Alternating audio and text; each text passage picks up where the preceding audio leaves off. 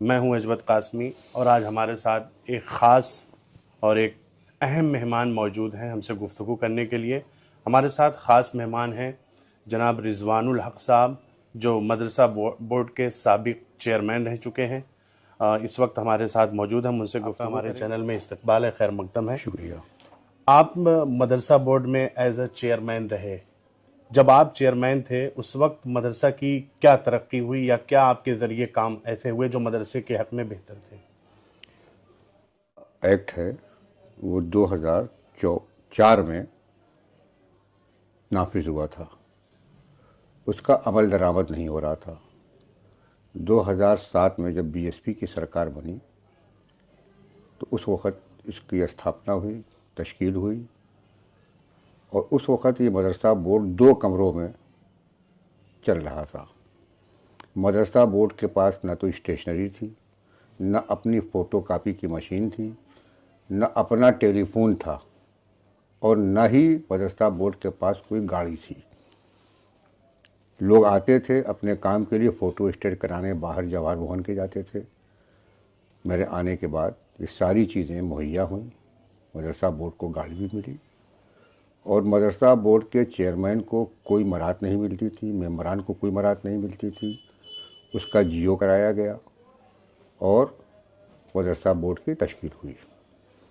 उस तश्कील में ये हुआ कि मेन चीज़ थी मान्यता। मुसलमानों में एक तो तालीम की कमी थी, उनके इदारे भी बहुत कम थे। आप लोग भी जौनपुर के हैं, हम भी हैं। जौनपुर शहर में एक मोहम्मद हसन इंटर कॉलेज 1945 का 47 का बना हुआ है, एक शिया इंटर कॉलेज, और शहर के बाहर शाहगंज में एक और माइनॉरिटी इंस्टीट्यूशन बना। इसके अलावा कोई मुस्लिम इंटर कॉलेज जनपद जौनपुर में न बना और न है। तो मेरे दिल में आया कि 1947 के बाद या तो मुसलमान पैदा नहीं होते हैं या मुसलमान पढ़ते नहीं हैं। इन 3 कॉलेजों से सन 45 से काम चलाया जा रहा था।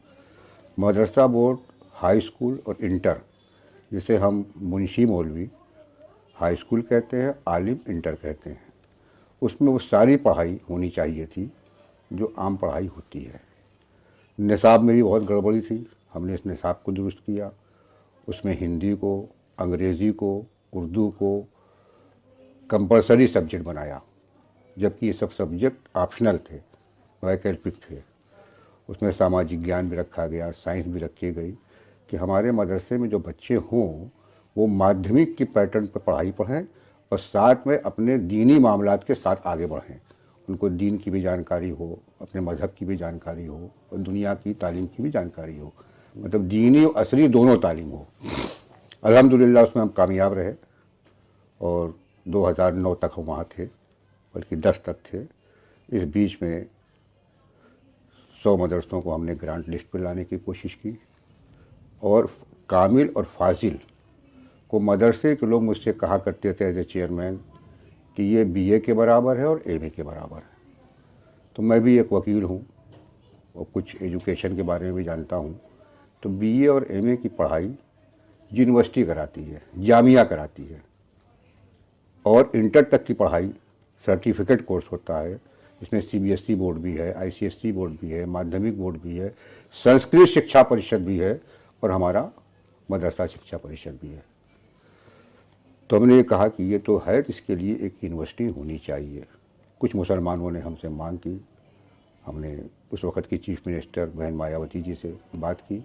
उन्होंने एक झटके में उर्दू, अरबी, फ़ारसी यूनिवर्सिटी की स्थापना लखनऊ में कर दी, जिसका पहला वीसी अनीस अंसारी साहब रिटायर्ड आईएएस को बनाया, जो हमारी कौम के थे, उर्दूदा थे, लेकिन उन्होंने उस मकसद पर काम नहीं किया।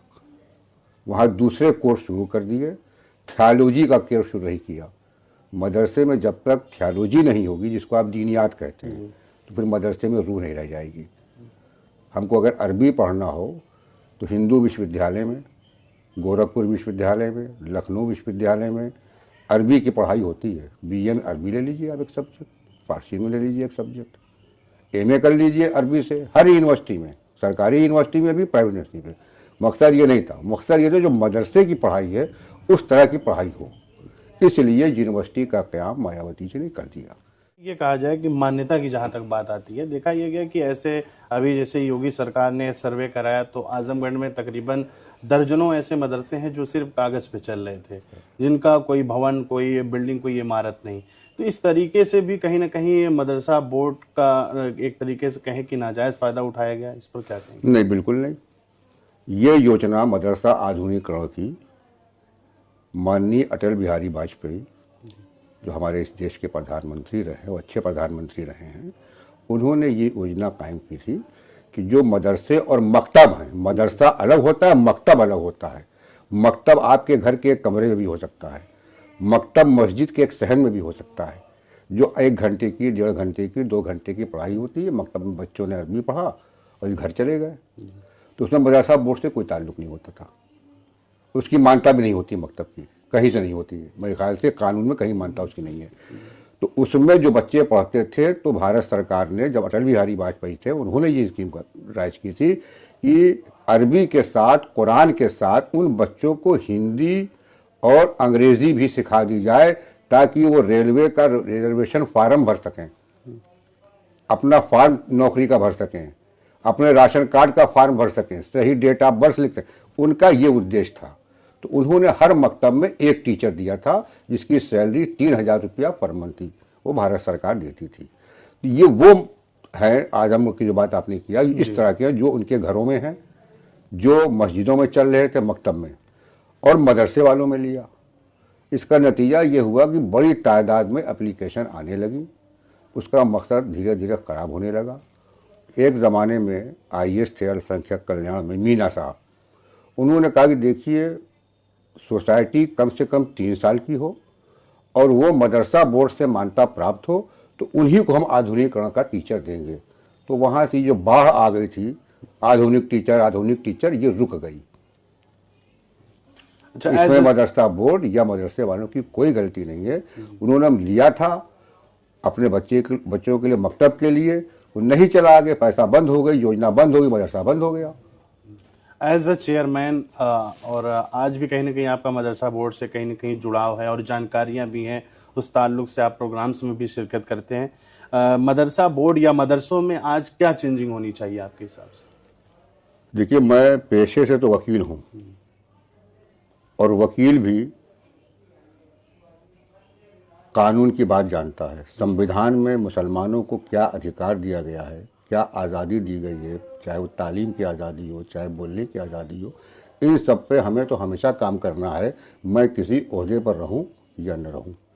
अभी आप लोगों ने देखा होगा, मदरसा एजुकेशन एक्ट को हाई कोर्ट ने निरस्त कर दिया था जी। फिर उसकी अपील सुप्रीम कोर्ट में हुई, अल्हम्दुलिल्लाह उसमें मुसलमानों को कामयाबी हुई, और आज की तारीख में मदरसा बोर्ड इंटर तक की पढ़ाई कर सकता है। जी। अब जो इस वक्त आप कह रहे बदलाव, मेरे समझ से निसाब में किसी बदलाव की ज़रूरत नहीं है।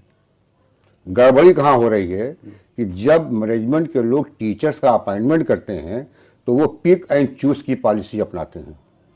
अच्छे टीचर हम नहीं उसमें अपॉइंट कर पाते हैं, जिससे तालीम का स्तर गिरता है।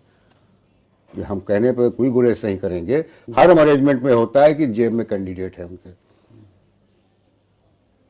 अच्छा, वक्फ बोर्ड का इस वक्त मामला चल रहा है और आप वकील भी हैं, वक्फ बोर्ड की तमाम जानकारियां आपके पास है, उससे रिलेटेड मामलात भी आप देखते हैं। ये वक्फ बोर्ड जो है, बहुत से जो इस वक्त के मामला चल रहा है, लोगों को पता नहीं है कि क्या मामला है, या अगर ये एक्ट लागू हो जाता है तो इससे क्या नुकसान है, क्या फायदे हैं, जरा इसके बारे में आप बताएं। जाती तौर से हम ये कहेंगे कि वक्फ एक्ट की कोई ज़रूरत ही नहीं। किसने कहा कि वक्फ एक्ट बनाया जाए? जी। और बनाया जाए तो उसमें तरमीम की जाए। किसने ये मांग करी कि तरमीम की जाए या वक्फ एक्ट बनाया जाए? ये पूरे हिंदुस्तान का आदमी आके हमसे बता दे कि हम लोगों ने मांग करी थी। 1936 में अंग्रेज़ों को ये लगा कि इसके लिए एक रेगुलेटरी कानून बनाया जाए, ताकि इसका इंतज़ाम, इसका तहस्सुब ठीक ढंग से हो। उसको कहते हैं वक्फ वैलिडेटिंग एक्ट 1936। तो सबसे पहला एक्ट 36 में आया, फिर देश आज़ाद हुआ तो 54 में आया, उसमें तरमीम हुई 84 में, फिर उसमें तरमीम हुई 1995 में, नया एक्ट आ गया, फिर उसके बाद तरमीम हुई 2013 में, तो तरमीम इसलिए की जाती है कि तजुर्बे की बुनियाद में जो खामी हो, जो परेशानियां हो, उसको दूर किया जाए। तरमीम इसलिए नहीं की जाती है कि वक्फ प्रॉपर्टी को ख़त्म कर दिया जाए। तो हमसे अगर आप पूछेंगे तो हम तो वक्फ एक्ट के ख़िलाफ़ हैं, क्योंकि ये जो वक्फ की प्रॉपर्टी हैं ये मुसलमानों की हैं। उनके आबाओ अजदाद ने ज़रिए रजिस्टर्ड वक्फ डीड अपनी बेशकीमती जायदाद कार्य खैर के लिए, गरीब की तालीम के लिए, गरीबों की परवरिश के लिए, अपने परिवार की परवरिश के लिए, जिसे हम अल्लाह औलाद कहते हैं, सबसे बड़ा सवाब और कार्य खैर है। सबसे पहले आप अपने घर वालों की परवरिश करेंगे, वो भी एक कार्य खैर है, वो भी सदका है। उसके बाद मोहल्ले वाले की करेंगे, बाहर वाले की करेंगे, तो वो वक्फ औलाद है।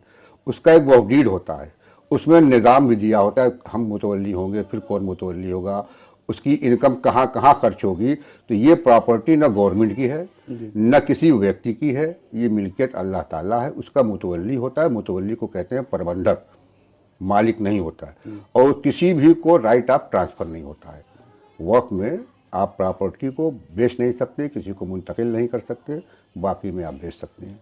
अच्छा, क्या आप मानते हैं कि जो वक्फ जायदाद है उसके साथ उसका बहुत मिसयूज हुआ? वो सिर्फ मुसलमानों ने किया, इसमें सरकार को दोषी नहीं मानते जी, क्योंकि मैं इसी फील्ड में वकालत करता हूँ। ज़्यादा नुकसान मुसलमानों ने किया है। और इस तरमीम से मुसलमान बहुत खुश है कि जो उसने वक्फ जायदादें बेच दी हैं या उसे बेचना है, उसके लिए फ़ायदेमंद होगा। आखिरी सवाल हमारा आपसे ये रहेगा कि आप मदरसा बोर्ड के चेयरमैन थे, आज भी प्रोग्राम में आप जाते आते हैं, मुसलमानों के बीच आपका उठना बैठना, और आप लखनऊ भी आप रह रहे हैं। तो मुसलमानों के अंदर जो तालीमी उनकी लियाकत है, या तालीमी एतबार से मुसलमान क्या आज तरक्की कर रहा है कि पीछे जा रहा है? नहीं, पहले से गनीमत है। ग्रेजुएशन की तरफ हमारे बच्चे आगे बढ़ रहे हैं, ज़्यादातर ग्रेजुएशन कर ले रहे हैं, लेकिन जिस तरह से तरक्की करना चाहिए उसमें अभी आबादी के लिहाज से बहुत कमी है। और उसके लिए करना चाहिए कि सबसे पहले जो बुनियादी स्कूल हैं, जिसको आप प्राइमरी कहते हैं, जूनियर कहते हैं, हाई स्कूल, उसमें हमारे माइनॉरिटी इंस्टीट्यूशन की अगर पढ़ाई अच्छी हो जाए तो बच्चे आगे कम्पिटिटिव एग्जामिनेशन में पहुंच जाएंगे। जब हम बुनियाद उनकी नहीं अच्छी रखेंगे, सिर्फ मकतब में पढ़ा के छोड़ देंगे और आधुनिकीकरण के टीचर से हिंदी पढ़ा देंगे, तो बच्चे आगे नहीं पढ़ पाएंगे। बहुत बहुत शुक्रिया। तो नाजरीन, ये हमारे साथ थे ख़ास मेहमान रिजवानुल हक साहब, जो साबिक चेयरमैन थे मदरसा बोर्ड के, जिन्होंने कई अहम मुद्दे पर बात की, जैसा कि मदरसा बोर्ड से रिलेटेड उन्होंने अपने तजर्बात शेयर किए, एक्सपीरियंस शेयर किया, और साथ ही उन्होंने बताया कि क्या बदलाव होने की ज़रूरत है। और उन्होंने ये भी बताया कि मदरसा बोर्ड के चेयरमैन रहते हुए उन्होंने मदरसा बोर्ड के हित के लिए बहुत से ऐसे काम किए जो कभी उनसे पहले नहीं हुए थे। और साथ ही उन्होंने वक्फ बोर्ड का मामला जो इस वक्त चल रहा था उससे भी रिलेटेड अपने राय को रखा। बहुत बहुत शुक्रिया।